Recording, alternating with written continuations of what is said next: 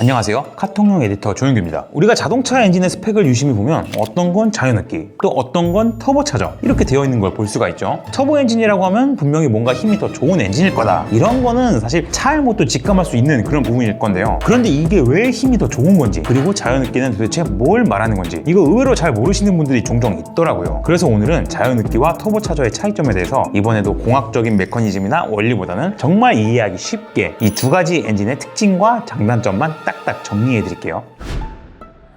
먼저 자연흡기와 터보차저의 개념을 이해하려면 그 전에 현재 자동차에 쓰이는 일반적인 사행정, 내연기관 엔진의 작동 원리를 먼저 알아야 됩니다. 이것도 최대한 간단하게 설명을 드릴게요. 기본적으로 엔진을 뜯어보면 실린더, 쉽게 말해서 원통이 있고 그 안에 피스톤이 있어요. 이 피스톤이 실린더 안에서 위아래로 왔다 갔다 왕복 운동을 하면서 엔진을 돌리게 되는데요. 이 실린더와 피스톤의 작동 원리는 총 4단계 과정을 거치게 됩니다. 먼저 첫 번째 동작으로 엔진의 흡기 밸브가 열리면서 실린더 안으로 연료와 공기를 빨아들이는 흡입 과정이 있고요. 그렇게 실린더 내부로 빨아들인 공기와 연료를 피스톤이 꽉 눌러서 압축을 해주는 두 번째 동작, 압축 과정이 진행이 돼요. 피스톤이 끝까지 압축을 하면 결국 내부에서 뻥 하고 터지게 되는데요. 이게 바로 세 번째 동작인 폭발 과정이고요. 그 후에는 폭발의 결과물로 생긴 연소된 배기가스가 밖으로 배출되는 이 과정이 바로 마지막 단계인 배기가 됩니다. 이렇게 내연기관 엔진은 흡입, 압축, 폭발, 배기 이렇게 총 4단계의 과정을 거치게 되는데요. 이 중에서 맨 처음 과정, 즉 흡입 단계에서 별다른 추가적인 장치의 도움 없이 그냥 압력 차이를 이용해서 자연 상태 그대로 공기를 빨아들이는 방식을 자연흡기 엔진이라고 합니다. 쉽게 말해서 자연흡기라는 명칭이 어떤 독특한 방식을 의미한다기보다는 엔진의 흡입 과정에서 과급기 같은 별다른 추가 장치가 붙지 않는 그런 일반적인 엔진을 자연흡기라고 부른다고 보시면 돼요. 그리고 이 일반적인 엔진의 터보차저, 즉 과급기를 추가적으로 장착한 차량을 터보 엔진이라고 부르는 건데요. 물론 이 과급기라는 장치가 터보차저 말고 슈퍼차저라는 종류도 있긴 합니다. 그런데 지금은 그렇게 많이 쓰이는 방식이 아니고 현대 대중차에는 주로 터보차저가 올라가기 때문에 터보를 기준으로 오늘은 설명을 드릴게요. 이 터보차저의 역할을 쉽게 설명하자면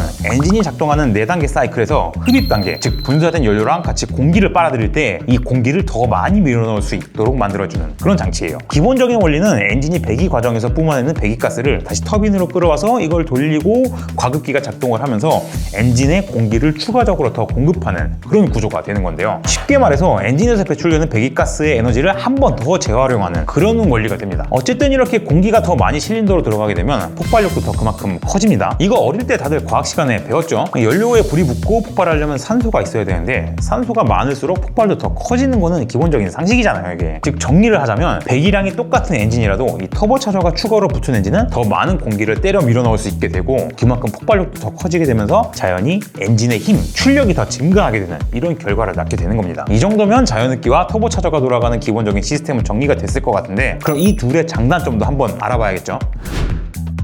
먼저 자연흡기는 자연적인 상태 그대로 바깥 공기만 빨아들이는 그런 방식이기 때문에 공기를 인위적으로 더 빨아들이기 위한 과급기 같은 추가 부품이 따로 붙지가 않습니다. 한마디로 이 엔진 말고는 별다른 장치가 없다는 건데요. 이건 다양한 측면에 있어서 장점이 되죠. 우선 부품이 상대적으로 적은 만큼 엔진 구조도 굉장히 간단해요. 따라서 제조사 입장에서는 엔진 제작할 때 이 설계도 쉬우면서 들어가는 원가도 더 적게 들어가고요. 제작 단가를 줄일 수 있는 만큼 이거는 소비자 입장에서도 차량을 구매할 때 가격이 저렴해진다는 그런 결과로 이어집니다. 게다가 추가 부품 숫자가 얼마 없다 보니까 고장날 일도 상대적으로 적고요. 이 자연히 내구성이라든가 수리할 때 들어가는 비용 같은 부분들, 즉 유지보수 측면에서도 장점이 되겠죠. 사실 이건 굉장히 기본적인 논리예요. 이 구조가 간단하다는 거는 그만큼 물리적으로 고장 확률이 줄어들고 비용도 절감할 수 있는, 이거는 자동차뿐만이 아니라 대부분의 기계장치에서 발생하는 가장 상식적인 그런 내용이잖아요. 그런데 이런 물리적인 장점 말고도 자연흡기 엔진이 가진 특성에 따른 장점도 하나 있는데요. 바로 운전자가 악셀 페달을 밟았을 때 즉각적으로 가속 반응이 온다는 점입니다. 자연흡기 엔진은 별다른 장치를 거치지 않고 외부 공기를 바로 엔진에 투입하기 때문에 가속 페달을 밟는 즉시 엔진이 바로바로 반응을 하면서 딜레이 없이 출력을 곧바로 낼 수가 있어요. 그리고 과급 장치가 없기 때문에 터보 차량에 비하면 비교적 열 관리라든가 열 제어 같은 부분에서 좀 수월하다는 그런 메리트도 있고요. 자연흡기 엔진의 장점은 우선 이 정도로 정리를 할 수 있을 것 같습니다. 다음은 터보차저의 장점을 한번 설명해 볼게요. 사실 앞서 어느 정도 이미 설명을 하긴 했지만 터보차저는 과급기를 통해서 공기를 엔진에 추가적으로 더 밀어넣는 그런 장치이기 때문에 만약에 자연흡기 엔진과 동일한 배기량을 갖고 있다면 터보차저가 훨씬 더 강한 출력을 낼 수가 있어요. 특히 과거에는 이 높은 RPM에서의 파워를 극대화하기 위해서 터보차저를 주로 썼던 그런 경향이 있는데 요즘에는 이 저 RPM에서부터도 굉장히 강한 토크를 발휘하기 때문에 자동차의 달리기 성능 부분에서 굉장히 극적인 효과를 얻을 수가 있습니다. 그런데 여기서 제가 말한 같은 배기량일 경우 터보차저를 올린 엔진이 훨씬 더 강한 출력을 얻을 수 있다. 이 명제를 한번 뒤집어서 볼게요. 이걸 반대로 설명하자면 같은 출력을 낼 수 있다면 터보차저를 장착한 엔진 같은 경우는 배기량을 더 낮출 수가 있다는 그런 말이 되겠죠. 바로 이 포인트에서 터보차저의 장점이 발생을 합니다. 일반적인 4기통 대중차에서 같은 배기량의 경우 터보 엔진의 차량의 파워를 보통 자연흡기 차량 대비 1.4배에서 1.5배 정도 더 높게 쳐주는 그런 경향이 있거든요. 기아 K5를 예로 들어볼게요. 2000cc 자연흡기 모델 같은 경우는 최고 출력이 160마력 정도가 나오는데요. 1600cc 터보 모델의 경우 배기량 숫자 자체는 400cc가 더 낮긴 하지만 출력은 오히려 180마력으로 더 높게 세팅이 되어 있는 것을 확인할 수 있습니다. 그런데 이렇게 되면 무슨 일이 발생을 하느냐? 같은 K5 차량인데 아직까지 배기량으로 세금을 매기는 대한민국 법규 때문에 연간 자동차세 납부액에서 확 차이가 나요. 이 기준을 한번 적용해 볼게요. K5 1.6 터보 같은 경우는 1년에 22만 3천 원 정도만 내도 되지만 이 똑같은 K5 2.0 자연흡기 모델은 거의 40만 원 가까이 세금을 내야 되는 이런 상황이 발생을 해버리는 거죠. 게다가 요즘에는 환경 규제도 점점 엄격해지고 있잖아요. 그래서 배기량이 낮은 차일수록 오염물질이 더 적게 나오거든요. 그러다 보니까 제조사 입장에서는 환경 규제에도 쉽게 대응할 수 있도록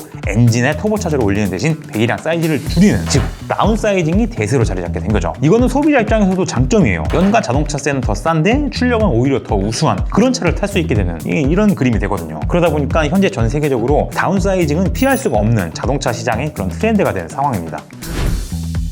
이렇게 자연흡기와 터보차저의 장점을 언급해봤는데요. 이번에는 단점도 한번 살펴볼게요. 항상 그랬지만 이 단점은 앞에서 얘기했던 장점들을 반대로 뒤집으면 돼요. 우선 자연흡기는 같은 배기량의 경우 터보 엔진에 비해서 출력 같은 성능 지표가 더 떨어질 수밖에 없어요. 아까도 K5를 예로 들었지만 다른 브랜드들도 이거는 마찬가지예요. 예를 들어서 르노의 소형 SUV 아르칸을 한번 보겠습니다. 얘도 1.6L 자연흡기 모델은 123마력을 마크하지만 1.3L 터보 모델 같은 경우는 출력을 152마력까지 뽑아낼 수가 있거든요. 한마디로 이 배기량이 같거나 막 엄청 차이가 나지 않는 이상은 이 정도 엇비슷한 배기량 수준에서는 자연흡기가 대체로 힘, 출력 같은 성능이 떨어지는 편입니다. 이번에는 반대로 기준을 성능으로 한번 잡아볼게요. 만약 두 차량의 성능이 같다고 가정을 한다면 자연흡기는 그만큼 배기량 사이즈가 더 클 수밖에 없어요. 기준을 한번 300마력으로 잡아보겠습니다. 이 경우 기아 K8이나 현대 그랜저의 3.5L 자연흡기 모델이 딱 300마력 정도 출력이 나오거든요. 이거랑 엇비슷한 출력을 가진 모델들을 살펴보면 290마력짜리 소나타 2.5 터보가 있을 거고요. 또 똑같은 2.5 터보가 올라간 제네시스 G80, 이 차량은 한 304마력까지 출력이 나와요. 배기량은 무려 1000cc 이상 차이가 나는데 출력은 별반 차이가 없는 이런 상황이 발생을 하는 거죠. 이렇다 보니까 자연흡기 엔진은 터보차저를 올리지 않는 이상 이 배기량을 줄여서 환경 규제를 맞추는 식의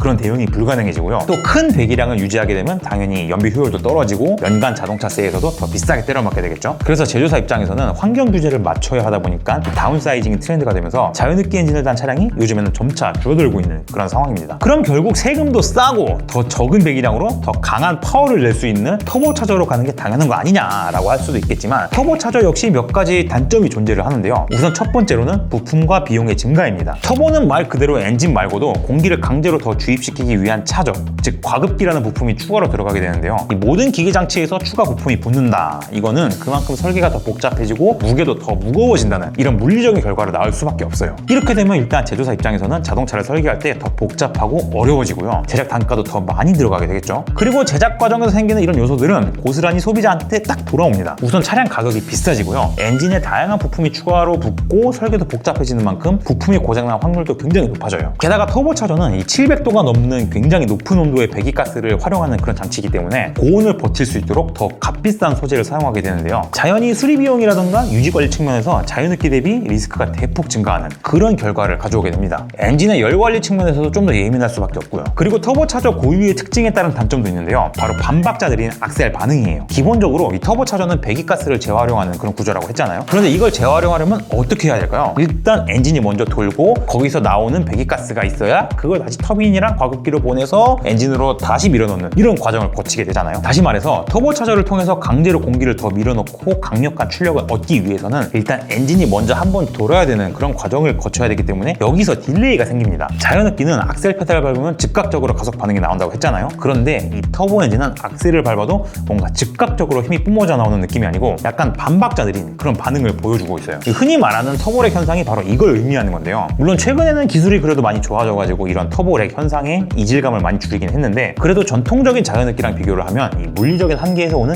일정 시간의 딜레이가 여전히 존재하긴 합니다. 한마디로 이 최종적인 힘, 출력 같은 거는 터보차저가 더 높긴 하지만 가속 페달을 밟는 순간 터지는 이런 즉각적인 피드백은 자연흡기가 더 빠르다고 할 수 있을 것 같아요.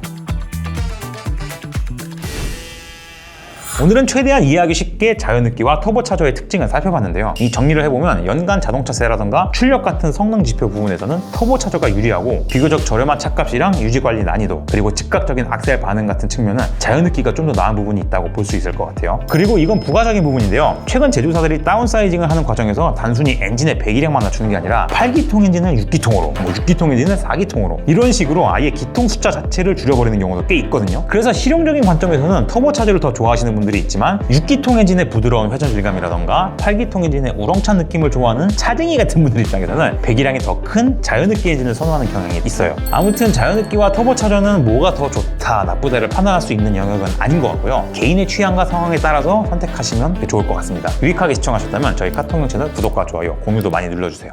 지금까지 카통형 에디터 조윤규였습니다. 시청해주셔서 감사합니다.